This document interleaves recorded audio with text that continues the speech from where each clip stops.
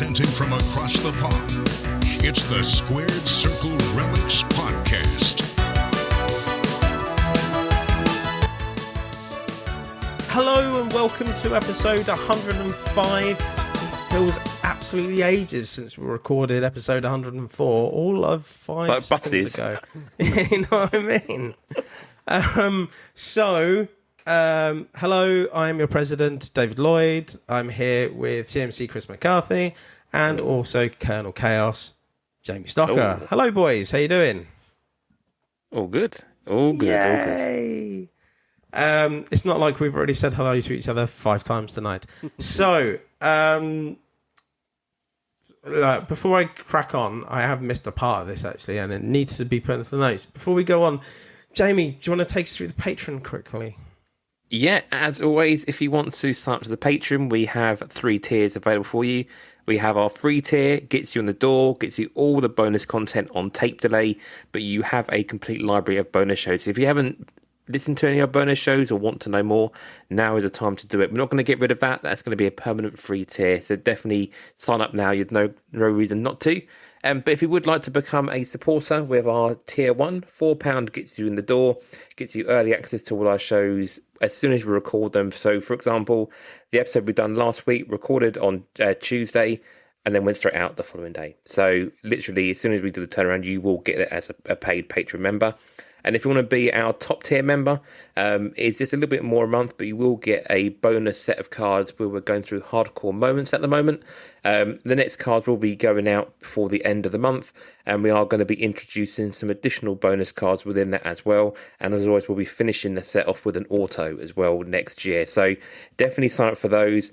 If you do sign up now, we have got just a couple of leftover ones where people did cancel the Patreon, unfortunately. But it does mean we have got a couple of bonus ones. So if you did want to get the whole set while we have only just started, hit us up on the messages and we will do you a good and we'll send you those as well. So yeah, definitely worth getting on the Patreon.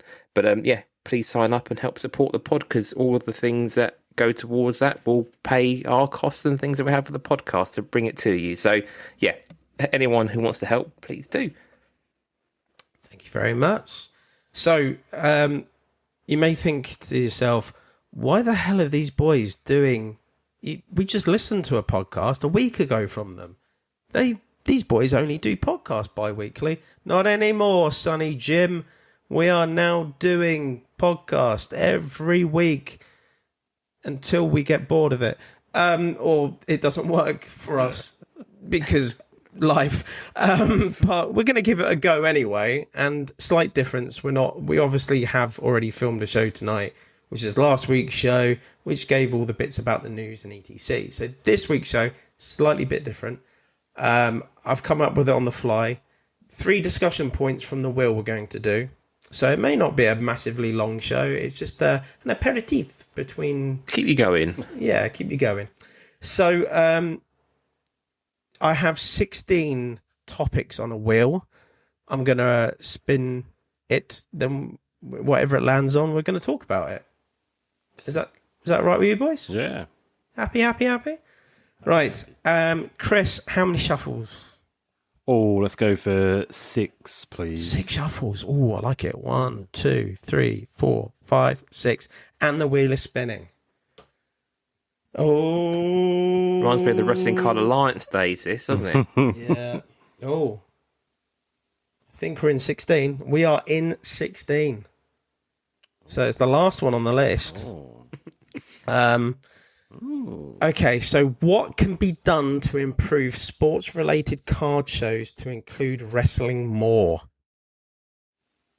Very on brand, very on topic of what we've been talking about for a while now, to be honest. I think so. Cool. Yeah. Chris, you're the expert on this. Well, yeah, so it's kind of what me and Jamie were talking about, I think, at the last card show, and we're trying to think of ways to, help that. And that is why we're doing the news segment. Well, not really a segment, but like give it a mention on the pod to any wrestling card vendors who... what shows they're going to be at and things like that. I know it's not like we're not making a massive difference, but at least we're doing something. Do you know what I mean? That's kind of how it feels. the answer is I don't know, because it's something that I've been trying to think about, because, you know, when I go to card shows as a buyer, I'm like hunting. It's like hunting for gold in sand. Do you know what I mean? It's really, you have to sift through a lot of shit to find the wrestling. I'd love to see like an all wrestling card show. I just think we're light years away from being able to do that. So you know, what we're trying to do on the pod by just mentioning it, you know, that's like the only thing I could really think of, to be perfectly honest. That's cool. Anyone else? Jamie? Yeah, I think that's definitely the main thing. I think also part of it is, like I say, that networking side is definitely well worth it. I think what we're trying to do there will help. I think people have to ask these shows as well initially for wrestling. I think if people ask for it, then people will have to look at these cards and go, okay, we need more wrestling. And I think that will definitely help. I think until people bring it up, I think nothing will change and other sports will take over. There is definitely, obviously, lots of people involved with wrestling. I think people also need to maybe be incentivized initially to just do a table at a card show if they feel comfortable with doing it. Say, you know, if they want to bring the profile of wrestling up, say, do you want to do a wrestling table? You can have a table for 20 quid with just wrestling, just to get people enticed. And then people might get confidence about doing a card show. I mean, we had the conversation when you done your first one last year, how nervous you were about doing a card show yourself and actually knowing how to price things up or how to do that. I think people now have so much stuff that they could sell as base boxes or do sort of cheap stuff that people would enjoy going through. I mean, you see the different like singles chats, or you see the Facebook groups, like people do sell a lot of those things. So yeah, I think people just need to ask for those things, but also trade nights. I mean, the National would do wrestling card trade nights. Do maybe a few more of those after hours and see, do people attend those? And maybe that would entice people to get more wrestling at car shows. I think just talking about it will definitely help, really. I think it's the way forward. And I think if you make the demand, it will happen, I hope. But we'll see. We'll see what happens. What about as like a buyer side of things? You said about, obviously, gold in sand. There is still very little on a buyer side in general, I think, out there when it comes to wrestling. Yeah. If it's all very much the same stuff. But whereas obviously other sports, there's such a wide range of vintage football or vintage NFL or other stuff, whereas wrestling, you don't see much. You might see the odd classic Hogan or some of the Merlin stuff, but hold there's your not that much horses there, buddy. I had a great spread. I know we did, no, granted, but in general, yeah. I will go against you on this, just because of my experience. Obviously, I don't go to a lot of card shows, but the card shows I've been to before had, especially the last one I went to, had fuck all wrestling. It just wasn't there. Yeah. But the one that we did recently, and I was so shocked how much there was. Like, everyone seemed to have a little bit. It was more high-end stuff. Yeah. Everyone, like, I found right at the end of the day, there was one guy in the corner, and he had like a little cabinet full of like more high-end wrestling cards, a Triple H Auto in there, stuff like that. I was surprised how much wax was being sold on the wrestling front. A lot of it, the latest and greatest, like top stuff. I didn't see any Panini. I saw one royalty being sold, but the rest was like Cosmic and Chrome and stuff. Obviously cheap to really expensive. We did see Universe being sold as well, Chris, didn't we? I remember seeing Universe being sold. And there was, one guy had Cactus as well. I think a couple of guys had Cactus. But I was pleasantly surprised. I never thought. I mean, I didn't think I was going to go in there buying. I bought a something. Auto. Yeah. I didn't think I'd buy that. And then obviously you had Riptide next to us standing there as well. I was very proud because I think Chris and Jamie, you both have helped do that. I think there's contributing factors. I think Card Tricks is a massive contributing factor. I don't think we'd see half as much in the UK I think it'd probably be about 75% less. Probably, It'd be a big number, just in general. It wouldn't be half as popular as it is. I think Topps resurgence over the last couple of years with their products and the amount that resellers have been able to get, I think that's helped them go to shows and sell it for a higher commodity price. Obviously, I think that's helped them, not necessarily us, but that's helped them. I do think that there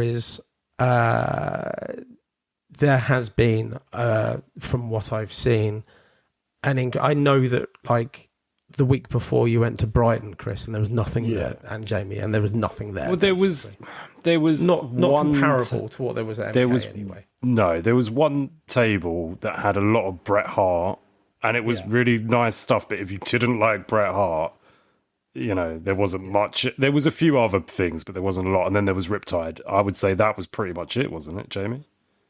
Was there anyone else that had? It was, and I think no, not product, not like MK. MK, like so. There was Dave said, there was a lot. Zero sealed product there. Zero. Yeah. I think interesting talking to Dan as well, because he, openly said that he struggled at the Brighton show because there wasn't trade interested in wrestling. Yeah. And he said there seems to be a lot more crossover where you have TCG also there. So Pokemon, he said that where there's Pokemon and wrestling available, he has a better day. Okay. And I think it's also understanding your market. If you think there's actually people who like both, then you seem to have a better day than maybe just pure sports people, which is very strange to kind of think. But it's weird how he's noticed that pattern just in the short time he's been doing shows as well, really. Yeah. But I do think that the way I felt in that last card show, I was surprised, but I was so proud.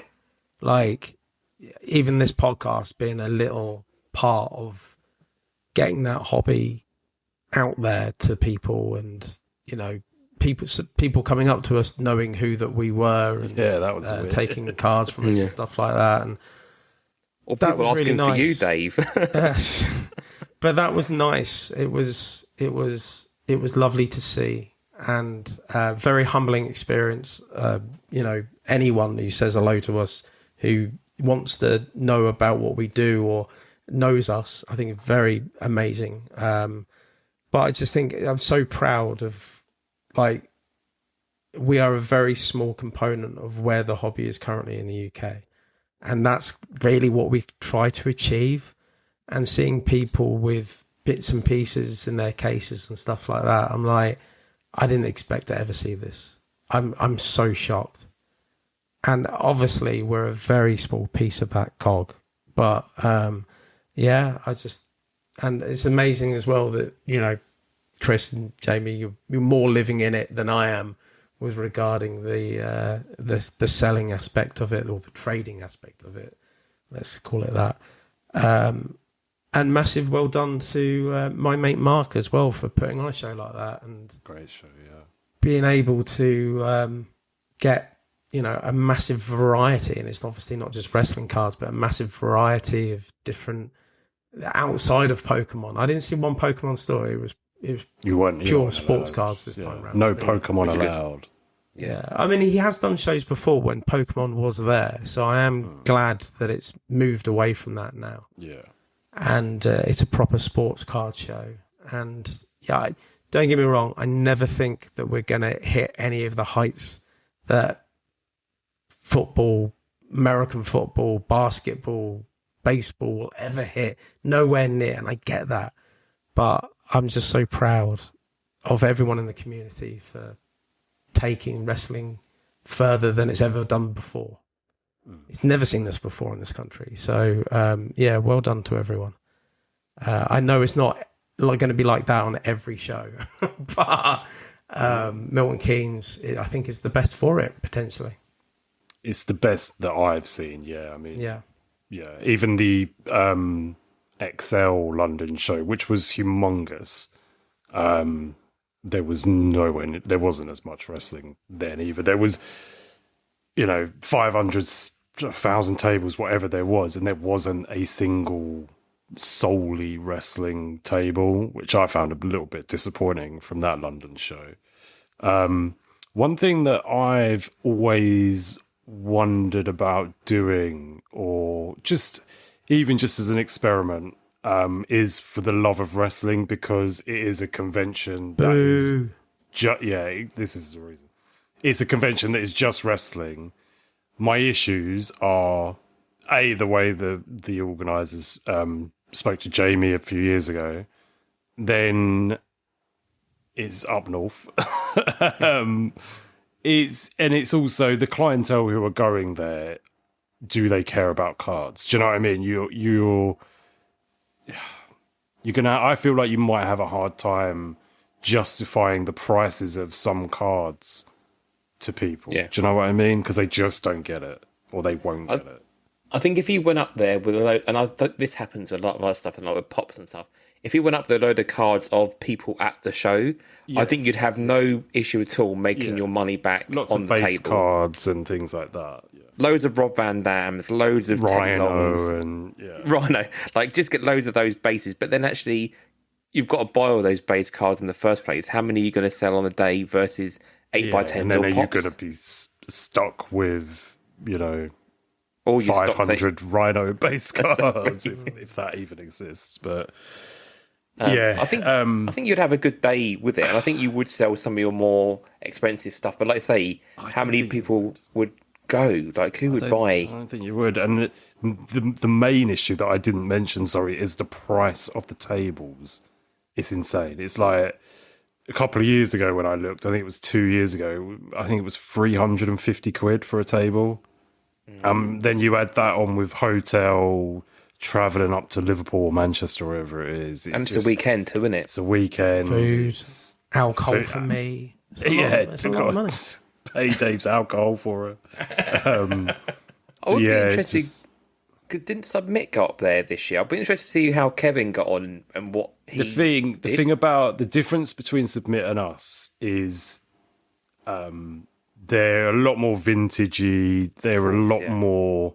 Kevin obviously is big on Hasbro's, and they're in the HWO and all the rest of it. But do you know what I mean? So he has that inventory of wrestling variety of stuff, figures, and I have that, but that's my stuff. Do you know what I mean? I don't have inventory to sell of that, whereas I have cards. So yeah, it's a tough one. I'd love to do it. I just don't think I'll ever pull the trigger. No, it'd have to be worthwhile doing something like that, where you'd get a good return, really. Yeah. Okay, let's go on and spin that wheel. Jamie, how many shuffles? 4. Oh, 1, 2, 3, 4. I like the fact that this is kind of like your go, so you have to start off the conversation, right? I'm just making new rules as I go on. So, spinning that wheel. Spin that wheel. You have got number 12. Oh, I knew See that? Okay. This is my favourite one. I love this. This is when I wrote this, I was like, this is spot on. Why do we pay £250 plus for a hobby box when we can just spend that on a card and get a banger? Can I add a caveat to this about also spots worth that value as well as another caveat? Okay. So why do we pay £250 plus for a hobby and potentially even a spot in a break when we can just spend that on a card and get a banger? There you go. I think it's the inner gambler thrill of the chase. I think that's all it comes down to. And I think different people will look at different. I think if you look at a spot, you're doing it just for the thrill of thinking you've done yourself. You could get 2 Austin autos or 2 Rock autos out of a case, which you're not going to, but you're hoping you get a good value return on that. I think as a hobby, if you're going with that mindset of thinking you're going to get the one card you want, you're not doing it for that. You're doing it because you enjoy ripping and also the thrill of maybe seeing a bit of gold or a black border in something, which is part of it's part of the hobby. It's a really joyful piece of ripping product. So yes, I think that's part of it. But I think when you're spending that much on a hobby and you PC a certain person or going after a certain card, then you would realistically have to go and spend more than that to get that banger, wouldn't you? In theory, you're not. If you spend £250, you're not looking to get a banger of a Charlotte Flair, are you? You would just pay £250 for that banger of a Charlotte Flair if you PC'd her. But if you're looking to do a return, then you're doing it because you're hoping you're going to get a return, aren't you? And that's the only other reason. I think it's for the thrill. I think the answer is that you like the thrill of the chase, and that's the only reason why you would do it more so than the love of ripping. I think if you did it purely because you love ripping, you'd be buying everything and a bit of everything. I think it's obviously what you'd be doing rather than just expensive stuff, you know? But yeah, that's pretty much really. Thing is, like, I completely agree. I'm not saying that you're wrong at all. I completely agree. I kick myself when I do spend something expensive on a box or something, get fuck all, and then go, well, I could have bought X instead. And I'm like, there is that. I do think it is healthy to rip occasionally, like not all the time, but like, don't get me wrong, Chris, I know you do it as a hobby. And well, we'll get on to my you open it on my things in a minute. I do think it is healthy to open occasionally. I do it like once, maybe twice a year, more so with e-pack boxes than I would do on physical boxes. But you know, there is that thrill of the chase. There is that unknown of what potentially you could hit, because you know in that product there are bangers of X, Y, and Z, and the chances of you tripling, quadrupling, 10x in your money sometimes on a card is exciting, but it very seldom happens when you rip, and that's when you do sometimes feel like you're just throwing money down a drain. But does that? Sorry. I'm going to say, but does that then say that the price of a hobby box is too expensive? Like, it's £250 and you're going to get a loss from that, mean that actually it's not good value for money to enjoy as a rip? Yeah, but until people stop paying it, they're never going to change it. So you have. The thing is, I think that the point on that is £250 is a ridiculous price for a box of cards. And that is relatively low end compared to football, American football, etc. It's very like on the low end in comparison. But I still think, like, what are you getting? Like, you have to hit a banger or two in order to make your money back on that box of cards, in order to get anywhere near the price that you've paid for it. And I think that in itself is crazy. Like, look at Cosmic just come out, no guaranteed auto. You'll probably get one of the million case hits that are in the product, which are worth about a fifth, maybe a fifth of the price of the box. Add in all of the other hits, you're not even halfway home. So I think it is really tough. There are certain products that I've gone for around that, like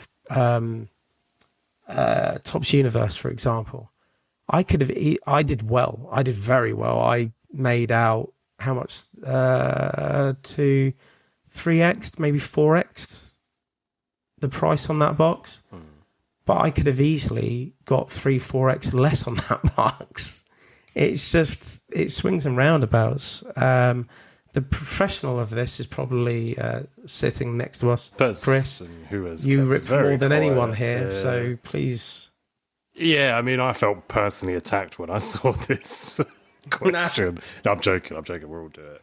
But do you know what I mean? Because that is, you know, why Jamie answered it first of all. Why do people spend? And I'm the prime example. Yeah, I do the YouTube stuff, but if you look at the stuff I got from Fanatics the other day, I didn't do that on YouTube. I just ripped it anyway. It's gambling. End of the day, it is gambling, hoping to get something cool. But I will say, I don't believe it is all to do with money essentially, I collect people like Bret Hart and stuff. So if I had hit in the box of Cosmic that I opened a Bret Hart case hit, I would have, or like somebody that I PC, I'm keeping it. I'm not bothered about the money aspect of it. So that's essentially what, if I could choose anything, every time I opened a box, it would be that I hit a card of somebody that I PC, high end, 101, low numbered autos, something like that, to essentially save me money on buying it on, or like being able to hit a card that I'm never gonna put the outlay of money down for, even if I want it.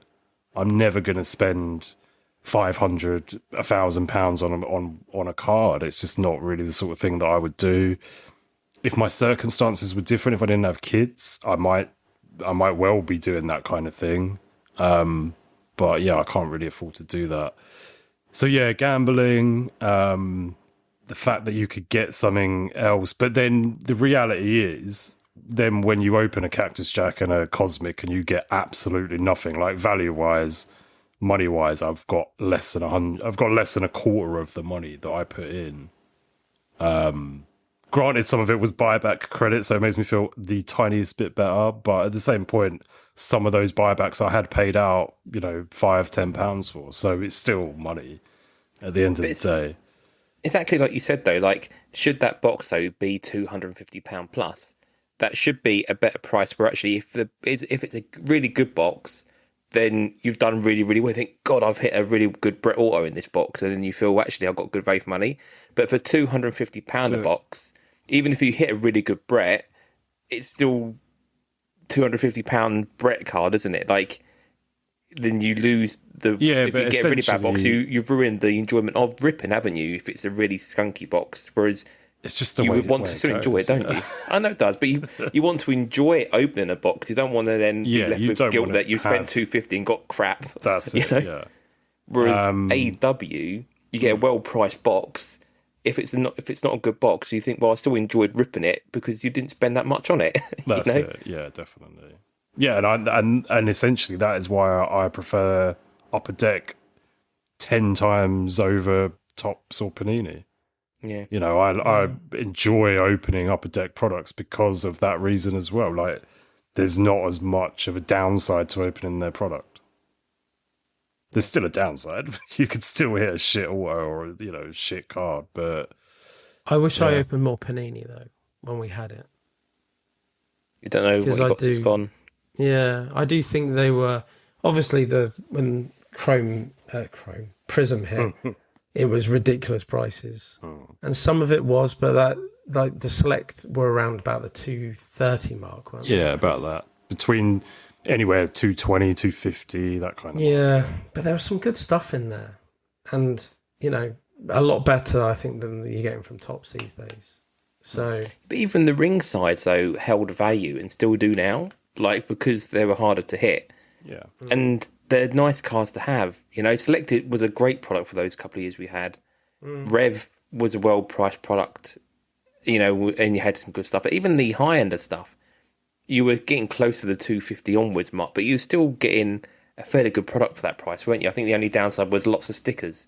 At least with Topps, you're getting pretty much on card most of the time, aren't you? That price. That's true. It's just the cards were looked a lot nicer. Yeah. That's my view. I do feel very sad though when I do see people spending £300 on a spot on whatnot for Undertaker, and you think, dude, like, it's just money. You might as well just buy that, Yeah, I do wonder why people spend that amount of money, and they do it on multiple case breaks on the same night, and you think, geez, it's insane, really. Yeah. But people's circumstances are different to mine. Some might be able to spend. That amount of money a night on Undertaker spots, I always feel bad when I see people who, when they can't afford to do it and they've still done it. And then you see them like selling loads of stuff afterwards. Oh, I've got bills to pay or whatever. I always feel a little bit bad then. So I think it is all to do with circumstances. So yeah. And if you need an excuse to open product, just start a YouTube channel, and then you can be like, well, I've got to do it for YouTube. What are you talking about, lady? Got to do it for my peeps. How much did that box cost, Chris? It's for the peeps. It's for the peeps. Yeah. I'm going to shuffle DOS. And Jamie, you went. Jamie's in. Yeah, my back. webcam's getting hot. Sorry, guys. Getting very hot. And one next door, number 13. What is it? Oh, PC Legends. Legends and sell. Oh, PC Legends and sell the rookies. Do you agree? So I'll go first. It's my thing. Yes, essentially. It's taken me a long time in the hobby to realise that that's what I prefer doing these days. I'm obviously on a little journey, which we are doing at different paces, getting the legends, as it were, getting those figureheads of the hobby, as because that's what I think we've all got to that extent these days. But these cards are for us; they're not to sell on. These are for our PC. Yeah. I would say my Grail is also a legend card, right? It's a Booker T card. It's not a 5-timers. Yeah. 5 times. So that, it is a legend card. My favourite wrestler is Bret Hart. I have Bret Hart cards. I've got Hogan cards. I think to myself, I actually have got a lot more legends than I have new guys. The new guys, they're turning into legends these days. I mean, Christ, it's getting... Dolph Ziggler's getting on a bit now. He'll be legendary status soon, no doubt.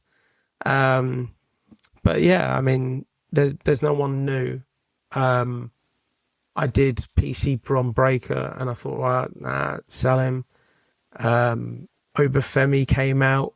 I've got a big Obafemi card. Chris, we're still trying to sell it, aren't we? So I don't see the point of keeping them now, because they're hot when they come out, and they're worth a lot more money than I'd say potentially further down the line now. So, and then further down the line, you can pick them up cheaper, if that makes sense. So I do think there hasn't been a rookie that's come out that I've gone, I have to get all his or her cards. No, not for a few years, I would say. Yeah, it's very, very seldom that it happens. I think Hank was the only one that I went near, and that was the Panini one. But that was just more for comedy value than I'm buying them to resell.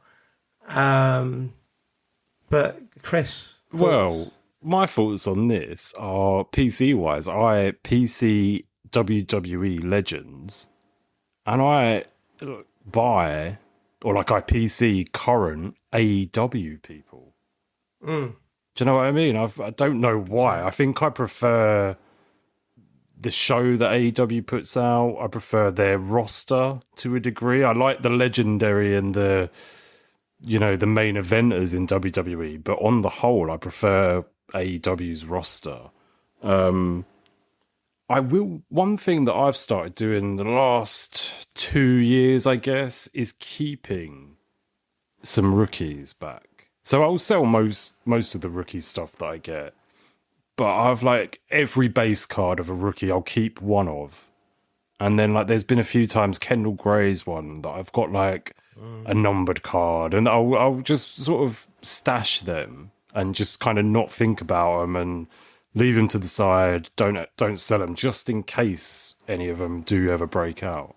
So I wouldn't say I go like ham on anyone. I haven't really done that since Roxanne Perez, I guess. But other than her, yeah, everyone else, I kind of just keep a few things here and there. Or like people like Liv, I've gone back and then tried to get rookie cards of, because I feel like it might be, and it has worked. It's, someone who has then gone up in value. So I think, if I was to sell the stuff I bought a few years back, it would be worth a lot more now. So that's kind of where I'm at with it. So yeah, Jamie. Jamie? Yeah, I think I'm fairly similar with that. I think with Legends, I don't think you can go too badly wrong. I think there's different reasons why. I think historically we never had Legend autos really in the past. Like this is all fairly a new thing, and I think if you want a Legend auto, they'll always kind of be around that kind of price. I think that may change as time goes by as more come out, but I think at the moment, As they die. Legends is always going to be good, and I think as well people will always like Legends. I think if you like say Brett or Undertaker or anything like that, like there's always going to be nice cards you could have in your PC that you'll have nostalgia for. And I think, as you said, Lloydie, like people who aren't legends but are very close now to being legends. So CM Punk, for example, or Rey Miz, Mysterio. Rey Mysterio, like these guys Randy. now. Randy is another one. Yeah, massive.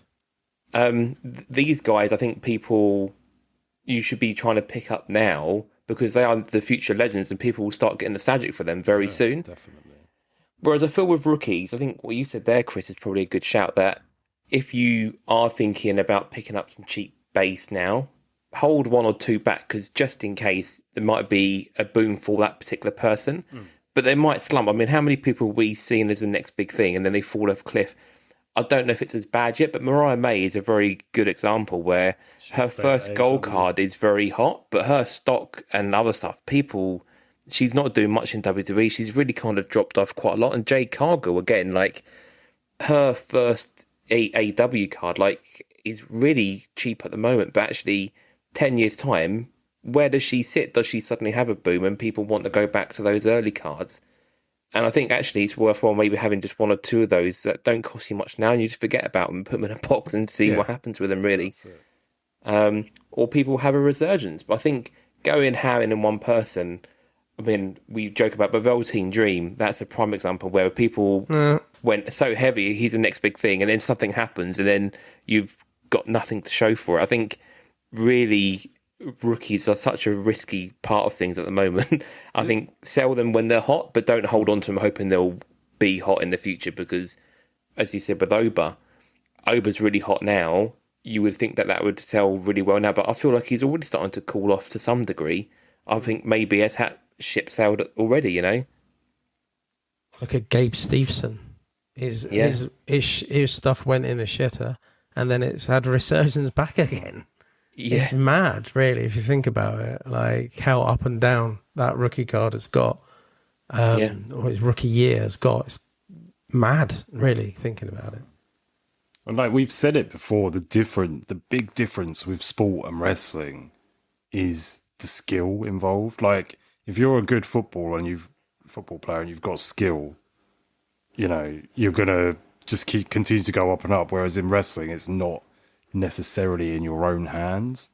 Do you know what I mean? So you can easily, I think in sports, it's easier to predict who's gonna, who was the number one draft pick, who was, the top 10 draft pick, that kind of thing. Whereas wrestling doesn't really have that. Well, I think Jamie's on it. Like I didn't even really think about it overly too much, but it's kind of my eyes a bit more open now just because he said it. It's like mining for those legends. So it's not obviously getting the people who are legends currently. It's the likes of Randy Orton, Rey Mysterio, etc. That's like the same kind of prospecting, isn't it? As in sports with the rookies. But it's legendary prospecting. Yeah, like, basically. We've never talked about that before. No, we might have, Jamie, you might have just discovered something. You know what I mean? It's but their careers are done, aren't they? Yeah. They're confirmed careers, aren't they? Well, it's kind of like pre-Hall of Fame, if that makes sense. It's getting them before they are necessarily classed as legends going forward. Yeah. I.e., less cards of them, all the legendary people get loads. I mean, you remember when Shawn Michaels cards used to be hard to get? Now they're fucking one every other pack, it seems, for his auto. But you might be onto something there, Jamie. There is definitely some movement there, though, as well. Like, I mean, I'm trying to get an early CM Punk auto, for example. Now, when he wasn't back in WWE, like those early heritage or those top cards, you could get them really cheap and ideally, because don't worry about them. But then actually now you start looking back more, people are looking for those early cards and they have already started going up in value. And I think if you do want those cards, not necessarily to sell, but knowing that will be out of your price range in future, I think that's the time to now get it, because you're going to be way too expensive. I mean, look at that Rock Comic Images card. It was always an expensive card, but it wasn't a 5-figure card. And now all of a sudden it is a 5-figure card, and you've had other stuff out, haven't you, really? Whereas when we started the podcast, what were we talking, $300-$400, weren't we, for that? Maybe 600 maybe tops. 5 or 6, yeah. You know, and you just think that's not really legend prospect and such, but that value of that card has increased substantially. So, yeah, I think looking at future stuff is always the way forward, and you're fairly safe, even if something drastic happens. I mean, look at Hogan. I mean, he has been blackballed so many times, yet his legendary status will never be touched. He is Hulk Hogan, regardless, isn't he? So, yeah, I think Legends, you're always going to be fairly safe in a roundabout way. So, Jamie, can you create me a T-shirt that says Legendary Prospecting on it? And instead of a C on it, put a C, you know, that little C, the copyright thing? Yeah. Put a CC in it for Colonel Chaos. I think that'd be quite cool. And then put the R² badge at the bottom of it. I need that T-shirt. I think that's great. I think you've created something there, Jamie, tonight. Yeah, I think There you go. Legend. We're all going on to buy Seth Rollins, or everyone's buying Randy Mysterio's, Punks, Orton's, Miz's. But I don't know if Seth meets the criteria just yet, because I don't think he's and Roman. I don't think they're anywhere near. I think that Roman. yet. I think Roman, maybe. How long do you reckon Roman has, though? Do you think he's really out soon? I think he'll go similar to The Rock and be like even more of a part-timer. Yeah. Do you know what I mean? So, yeah, maybe not. But he's still been doing it 10 years less than Orton has, in theory. Like, Orton and is... Ray, and it all depends how close they are to finishing up their career. You know, I just don't know. Like, the longevity in people's careers over the last 20 years has been ridiculous. It's like normally they're amazing if they get 10 years. The Miz, maybe. How long's the Miz got left? R-Truth? Endless possibilities. Right, let's get out of here anyway. Sheamus. So, Sheamus, I mean, that's one I've picked up, yeah. Oh, yeah, he's leaving, isn't he? It's mad. Hopefully he's going to go to AEW, I think. Yeah, it looks like it. Yeah. Lads, have you enjoyed the new format for the intro show? Let's do more fun. Okay. So, Every other week. Jamie, do you want to give us the spiel out? Yeah, as we said at the top of the show, Patreon, head to our Instagram page. We have a direct link to our Patreon. If not, go to wrestlingcards.co.uk and that will take you to our Patreon. So find us that way as well. And again, all the details you'll find there and all the tiers are available on the Patreon. Chris? Cambridge Trading Cards on eBay, Instagram, and YouTube. Updating eBay kind of twice a week, 3 times a week, usually putting some new stuff up. And YouTube, we should have Decades coming pretty soon, hopefully within about a month. So, yeah, that'll be on there soon. Nice. Cool. Nothing much more from me. Have a lovely week, people. I hope this extra show that we're doing one every week now is going to entertain you. So, if you like it, we're always on Patreon. Please come on over and get your subscription on there as well. So we'll see you soon, guys. Thank you very much. My voice is now very Harry Kane. Enjoy the semi-finals. Yeah. See you later, guys. Cheers. Bye.